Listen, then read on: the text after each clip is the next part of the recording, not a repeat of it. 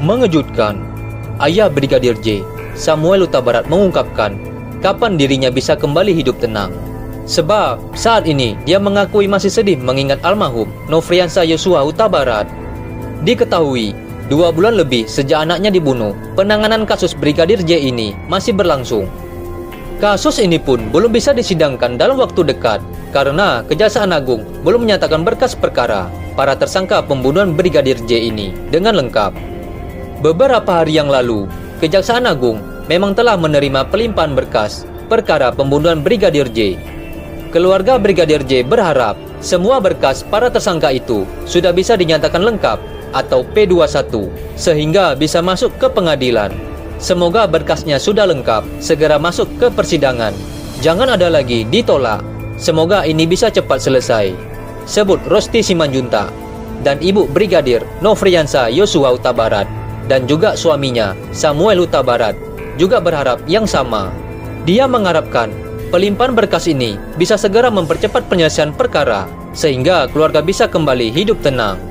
Semoga persoalannya cepat selesai. Kita pun fokus untuk mengerjakan sesuatu, sebutnya. Ia mengaku saat ini masih belum bisa tenang dan saat beraktivitas sering memikirkan perkembangan kasus ini. Kalau seperti begini perkembangannya, kita kerja pikirin masih kemana-mana. Kalau sudah diadili bisa tenang, sebutnya. Sementara itu, kuasa hukum keluarga Brigadir J, Martin Simanjuntak mengatakan Irjen Ferdy Sambo menembak kepala belakang Brigadir Nofriansah Yosua Huta Barat alias Brigadir J. Hal ini dikatakan Martin Simanjuntak berdasarkan proses rekonstruksi dalam kasus pembunuhan Brigadir J yang digelar kepolisian beberapa waktu lalu. Dari hasil rekonstruksi, Ferdy Sambo menembak juga dan dia menembak bagian kepala, sebut Martin dalam tayangan Kabar Petang TV One. Martin menjelaskan berdasarkan hasil otopsi yang dilakukan tim dari Penghimpunan Dokter Forensik Indonesia, ada 2 luka fatal yang mengakibatkan Brigadir J meninggal. Pertama, luka tembak di dada, dan kedua, luka tembak di kepala. Yang pertama di bagian dada karena langsung kehilangan darah sebanyak 700 mili. Kedua, di bagian kepala belakang, kata Martin.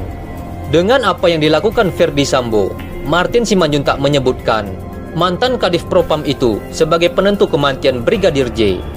Berdasarkan rekonstruksi yang menembak kepala belakang, yaitu Ferdy Sambo, jadi dia adalah penentu kematian Brigadir J, sebut Martin. Dengan begitu, Martin juga menjelaskan ayahanda Brigadir J, Samuel Huta Barat memang mengaku lelah mengikuti perkembangan kasus kematian sang anak. Namun ibunda Brigadir J serta seluruh kerabat masih bersemangat untuk mengikuti mengawal kasus ini. Bagaimana menurut pendapat Anda?